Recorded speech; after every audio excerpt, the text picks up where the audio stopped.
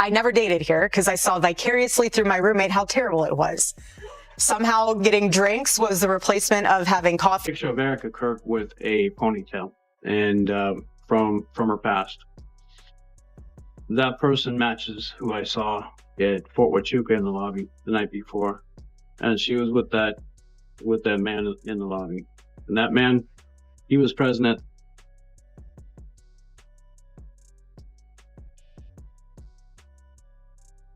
CharlieKirk didn't need people online to tell him something felt wrong about Erika. He already had doubts, and a leaked audio clip only made those fears real. In the recording, it sounds like Erika may have been secretly talking to her ex while she was still with Charlie. There are also reports of messages and timelines that match up in a suspicious way, which Charlie's parents have been questioning for months. Then things took a serious turn. Instead of keeping it private, Charlie's parents stepped in and asked for a DNA test, which changed everything. People close to the family say Charlie had already been asking these same questions in his own mind. Now, everyone is asking what Charlie was scared to ask at first. If Erika was lying about the affair, what else didn't make sense? Of ErikaKirk, and I'm assuming her baby, but listen, look at her hands. I'm going to show you a picture of these scars. There's a scar right there. Zoom in on it if you need to. Before we explain why this audio leaked now, and why Charlie's parents are no longer staying quiet, we need to look at where things first started to fall apart. Erika didn't just lie one time. She built her whole image around a version of her past that Charlie never fully believed. For years, she told the same story to everyone. She said she was pure, religious, and disciplined. She claimed she didn't date, didn't party, and never mess around. According to her, she simply met the love of her life, got married, stayed home, and focused only on family. She repeated this image again in her recent CBS town hall interview, where she clearly said she never dated anyone before meeting Charlie. The way she said it was important because she wanted to look different from other girls, like she was above all of that. Dated here because I saw vicariously through my roommate how terrible it was.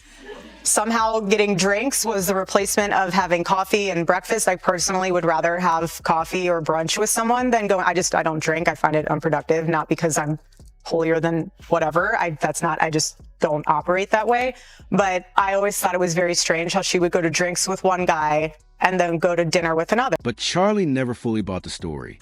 He noticed the gaps, the fuzzy timelines, the way details shifted depending on who was asking questions. Something never quite lined up. He sensed it, but he didn't have the proof to confront it head-on.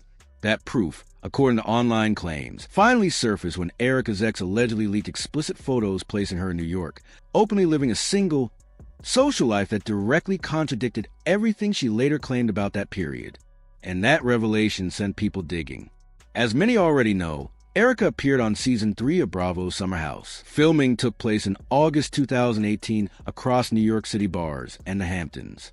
The footage shows her drinking, socializing, and fully participating in a lifestyle far removed from the strict, pious persona she would later insist defined her past. That alone raised a simple but unavoidable question. If it was all harmless, why go to such lengths to deny it? Once that thread was pulled, the inconsistencies began stacking up quickly. And suddenly, Charlie's quiet doubts didn't look paranoid anymore. They looked perceptive. This is where a pattern starts to emerge. Erika didn't just rewrite her past. She never truly closed the door on it. Long before Charlie entered her life, she was publicly involved with multiple men despite later claiming that chapter never existed. And these weren't casual relationships. One of the most notable was with Tyler J.T. Massey, a professional baseball player she openly adored. In an Arizona Foothills magazine interview, Erika spoke about him without hesitation, calling JT her favorite human, her best friend, and her incredible boyfriend. That connection didn't simply fade into obscurity. For years, many believed the two were engaged. No official marriage records ever surfaced, but engagement-style photos of the pair later resurfaced online. Reigniting questions she appeared determined to leave buried. Then came the footage that changed everything. At a Trump rally in 2015, a video surfaced showing Erika standing beside a man, with a young girl positioned between them. When viewers slowed the clip down, they began noticing details Erika had seemingly worked over time to erase, especially the striking resemblance between the child and JT Massey. But what truly shifted public perception was another figure in the frame. Standing nearby in the bleachers was Tyler Bohr, the same Tyler Bohr who would later introduce Erika to Charlie, the same Tyler Bohr who would go on to become deeply embedded within TPUSA leadership. At that point, it stopped feeling like coincidence. The focus shifted from old relationships to something bigger, how Erika had been moving within the same political and social circles long before she ever claimed to meet Charlie. And whether she genuinely healed from those relationships or simply rebranded herself and kept moving forward under a new identity. That's why many now question the moment she stood in front of Charlie, presenting herself as a devout, untouched Christian woman ready for marriage. Was that genuine faith or was it strategy?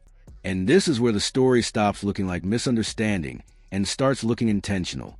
According to critics, Erika didn't marry Charlie because of sudden fairy tale romance.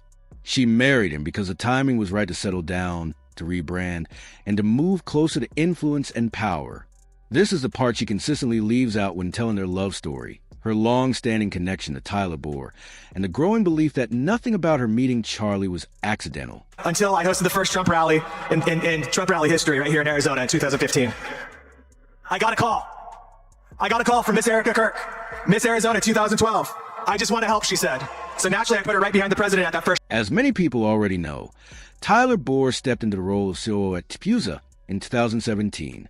Not long after that, he arranged what was publicly framed as a professional job interview between Erika and Charlie, an interview that somehow turned into their first date. But this is where the narrative begins to fracture. According to online records and resurfaced posts, Erika wasn't single at the time. She wasn't searching for a partner, and she wasn't living the quiet, disciplined lifestyle she later described. Instead, she was actively dating Kabat Cat Phillips. Phillips was a senior editor at the Daily Wire, working directly under Ben Shapiro. The same figure, Charlie, had openly clashed with over Israeli-linked sponsorships that Charlie believed were targeting him. That connection alone raised eyebrows. But the timeline made things even harder to dismiss. One of Phillips' old tweets from September 2017 resurfaced, showing him and Erika on a painting date, confirming they were together during the same period Erika later described as completely free of dating. Around that same window, photos also surfaced showing Phillips and Charlie moving within the same social circles, including attending the same basketball game. Once those details came to light, Erika's claim that she randomly met Charlie a year later began to unravel quickly. Because once you accept that Erika was still dating Phillips while being introduced to Charlie through Tyler Bohr, it becomes easy to understand why Charlie never fully believed her story. This is where things reportedly turned personal. According to people familiar with the situation, Charlie never confronted Erika directly with accusations. Instead, he quietly pulled back. From that point on, those close to him say the marriage changed.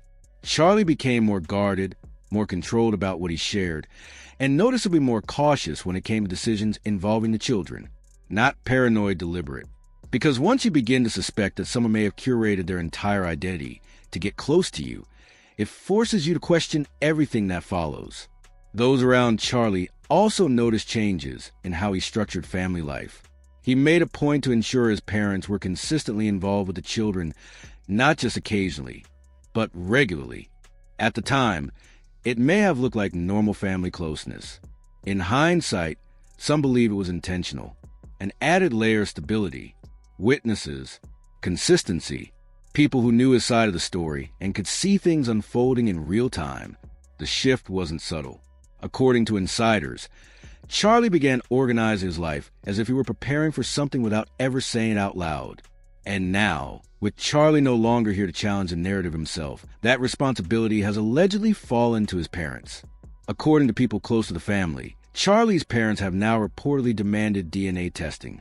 After everything that has surfaced, the inconsistencies, the overlapping timelines, the contradictions, they no longer trust Erika's word on anything, including the most sensitive issue of all. What makes this moment especially heavy is the timing. Charlie may have lived with unanswered suspicions, but his parents are now the ones carrying the responsibility. And according to sources, they are unwilling to protect any narrative if they believe it puts the children at risk. There are also growing rumors that if DNA testing confirms the children are Charlie's, his parents prepare to pursue full custody. That possibility changes everything, because at that point, this stops being about exposing inconsistencies in Erika's past and becomes about whether Charlie's parents believe the children are safe in her care. And the fact that such a move is even being considered speaks volumes about how little trust remains. Now, everything hinges on results that can't be explained away or reframed.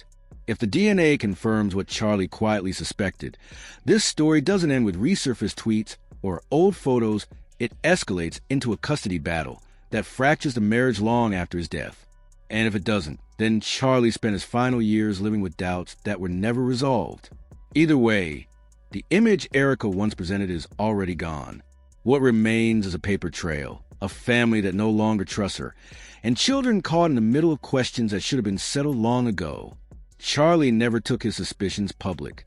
He never had the chance to confront them head-on.